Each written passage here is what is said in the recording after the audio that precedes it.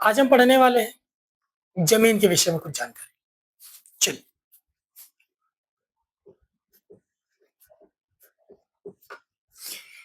जमीन के विषय में जो जानकारी देने वाले हैं, बेसिक तौर पर जो बड़े बुजुर्ग लोग होते हैं उनको बहुत नॉलेज है इसके विषय में, और जो नए लोग हैं उनको इससे इस विषय में बहुत कम नॉलेज है। तो इस नॉलेज को मैं, जो छोटे लोग होते हैं या बड़े लोग होते हैं, तो उनके बीच में इस बात को डिस्कस करना चाहूंगा। जिन लोगों को नहीं पता है, बेसिक उन लोगों के लिए होती है। और ज्यादातर देखा जाए, जो लोग कॉपी किताबों में ज्यादा रात दिन जूझे रहते हैं, उन लोगों को इसका नॉलेज कम है, क्योंकि पढ़ने के साथ में पढ़ना भी बहुत जरूरी है। चलिए, आज हम क्या देखते हैं? जमीन। जमीन जब लेने जाते हैं या खरीदने जाते हैं, तो बहुत सी ढेर सारी बातें उनको दिमाग में रखना पड़ता है। जमीन लेते वक्त हमें क्या क्या ध्यान में रखना पड़ता है कि सबसे पहले जाति किस व्यक्ति की है। सबसे पहले ये देखना पड़ता है कि जाति किस व्यक्ति की है। चलिए, इनमें से general general OBC, SC, ST, other.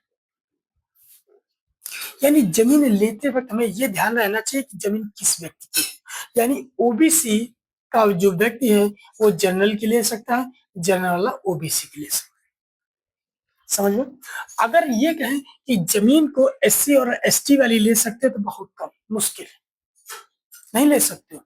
क्योंकि उनको इस वजह से उनकी जमीन हम लोग नहीं ले सकते, क्योंकि ये माना गया है कि जो संविधान में लिखा था कि जो निचले स्तर के लोग हैं उनको बराबर आने के लिए 10 साल की छूट दी गई। कि 10 साल की छूट का मतलब ये है कि 10 साल इनको अगर कुछ सरकार की तरफ से कुछ फायदा मिलता है, तो इन लोग क्या दूसरों की बराबरी कर सकते हैं। लेकिन वो 10 साल आज भी चले आ रहे हैं। ये दिन डॉक्टर भीमराव अंबेडकर की। चलिए, और क्या देखना पड़ता है? सबसे पहले कागज। कागज की लड़ाई होती है। सबसे पहले किसकी लड़ाई थी? कागज की। हमको पता है, जब हम जमीन लेने जाते हैं तो हमको सबसे पहले कागज देखना पड़ता है। कागज क्या बोल रहा है, किसके नाम में है, बस वो मेन मुद्दा है। बाद बाकी कब्जा किसने कर रखा है, इससे कोई मतलब नहीं। बाद बाकी बाद में होगा, पहले हम लोग कागज के लिए लड़ते हैं। ठीक, इसके बाद में आपको जमीन पर दलाली। दलाली दो पार्टियां होती हैं, एक किसान की और इधर से भी दलाल। दलाल का मतलब ये होता है कि वह व्यक्ति, कौन सा? वह व्यक्ति जिसको जमीन की पूरी नॉलेज हो या पूरी जानकारी होगी, 1 से लेके 100 तक की। तभी देखना, जितनी जो बड़ी हस्तियां होती हैं, बड़े लोग होते हैं, या पैसे वाले लोग होते हैं, या फैक्ट्री मालिक होते हैं, या कहें कि काफी अच्छे लेवल के होते हैं जो लोग, वो लोग कभी भी बिना दलाल के कोई सौदा नहीं करते। बिना दलाल के कोई सौदा नहीं करते, और करते भी हैं तो डायरेक्ट किसान से। ठीक है ना? क्यों? क्योंकि किसान एक ऐसा व्यक्ति होता है जो अपने जीवन में अपने खेत की मेड़ को कूट कूट के, मतलब काट काट के बढ़ाया ही करता, कम नहीं करता। तो उन व्यक्ति को, या जो प्रॉपर्टी डीलर आदमी जो लेना चाह रहा, प्रॉपर्टी को लेना चाह रहा, उसको ये पता है कि जो अपनी जमीन को बढ़ाएगा, दूसरे को नहीं बढ़ाएगा। इस वजह से वो किसान से डायरेक्ट भी सौदा कर सकते। दलाल, दलाल होता क्या? दलाल वह बीच का बिचौलिया होता है, यानी वह बीच का व्यक्ति होता है जो आपस में डिस्कस कराता है कि किसान से और पार्टी को, और पार्टी को किसान से अटैचमेंट करवाता है। इनका जो परसेंटेज चलता है, 2% चलता है। कितना? 2% चलता है, जब लाख के अंदर हो। जब लाख के अंदर होगा या लाख में रहेगा, तो 2% चलता है। अगर यही सौदा उनकी जो करोड़ों में पहुंच जाती है, तो परसेंट कितना हो जाता है? 1% में कन्वर्ट हो जाता है। समझ में? कितना परसेंट कन्वर्ट हो जाता है? 1%। अब आप समझ सकते हैं। चलिए दलाल को समझते हैं। यानी दलाल का नाम है दलदल, समझना। दलदल है पूरा, इसको पूरा अनुभव रहता है हर एक मोहल्ले की हर एक जमीन, समझ रहे हो? हर एक मोहल्ले की हर एक जमीन, यानी कहे कि इसको रती रती जमीन का अनुभव होता है। इसे पता होता है कि जमीन सही है गलत है कैसी है, ठीक है ना? तो उसको कहते हैं दलाल। ये दलदल है। क्यों दलदल ऐसा है? क्योंकि जब कभी जमीन खरीदी जाती है या कभी दलाल जो है जमीन को देखने बार बार जाते हैं, तो देखते देखते काफी समय बीत जाता है। बार बार दोपहर सुबह शाम, दोपहर सुबह शाम, इसको पुटियाना उसको पुटियाना, कई तरीके की बातें करते हैं। क्योंकि अगर बात अच्छी तरीके से नहीं करें तो पार्टी खसक जाएगी। उनके लिए दलदल होता है। और पता चला दौड़ते रहे दौड़ते रहे दौड़ते रहे धूप में, और कुछ समय बाद जब पार्टी देखने आए बोले अरे जमीन पसंद नहीं है। तो जो पसंद नहीं है, केवल क्या बोल दिया, जमीन पसंद नहीं है, तो उनसे पूछो दलाल से, जो बेचारे पेट्रोल को दिन रात फूंक रहे हैं, इसका खर्चा कौन दे? तब तो ना मिले। तो उनके लिए जो पेट्रोल फूकना एक दलदल ही है। बहुत रेयर केस होता है, बहुत कम लोग होते हैं जो पहली बार में दलाली कर ले। किससे मिलेगा? जो पहली बार में दलाली किससे करते हैं? कोई आदमी प्लाट लेना चाह रहा है, उससे मिल जाएगी।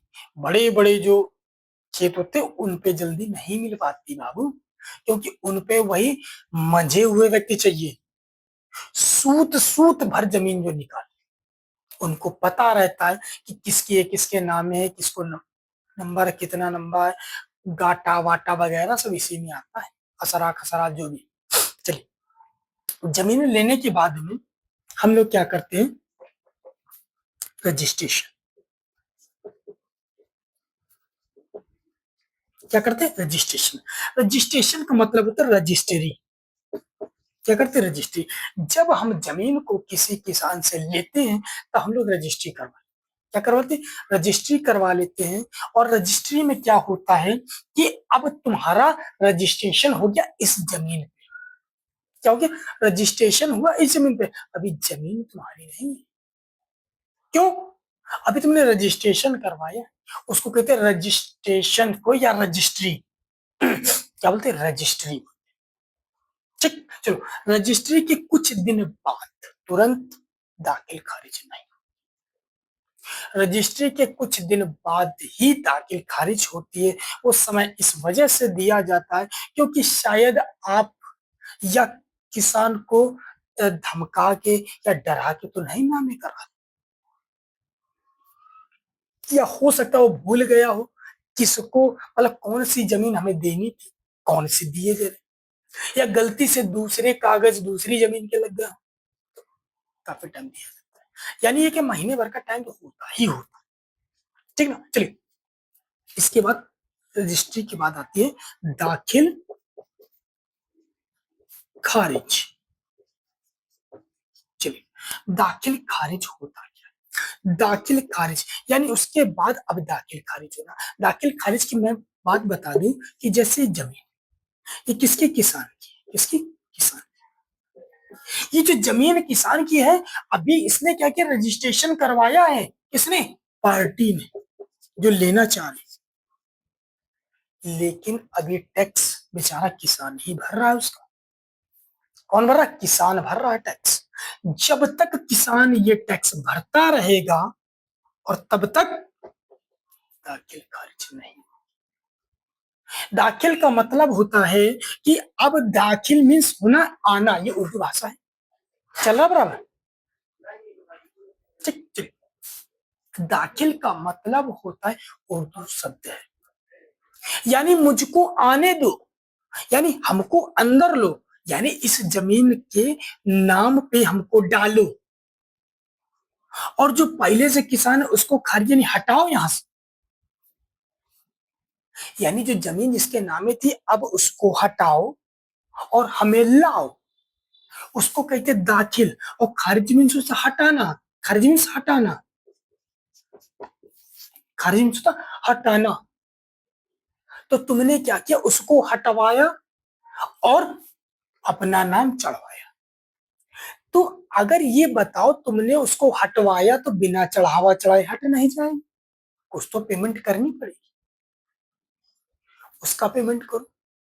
उसके साथ में जब तुम अब इस जमीन के मालिक हो गए तो अब टैक्स तुम भरो जमीन का, तो जमीन के हिसाब से पैसा, कहाँ जमीन है, कितनी जमीन है, उसके हिसाब से पैसा। चलिए, और तुम्हें बता दें जो प्लाटिंग होती है, 100 गज, 50 गज, 150 गज, इनकी दाखिल खारिज और रजिस्ट्री महंगी, और जो बीघे में होती उनकी सस्ती पड़ती, क्योंकि वो जमीन खेती के उद्देश्य से जाती है, किसकी, खेती के उद्देश्य से। और ये जो गज में जाती है या बिस्वा में जाती है, इनकी जो जमीन होती है प्लाटिंग के तौर पे जाती है, किसमें, प्लाटिंग के तौर पे जाती है। इस वजह से इनकी जो लिखा पढ़ी होती थोड़ी टफ या महंगी पड़ती। आज का विषय हमारा बस इतना था कि हम किसी भी चीज को जान ले, मान ले, इसके बाद में निर्वाह करें। यानी हम किसी चीज को जानेंगे, मानेंगे, तब इसके बाद में उसमें काम करेंगे। आज का हमारा ज्ञान बस इतना ही था। नमस्कार।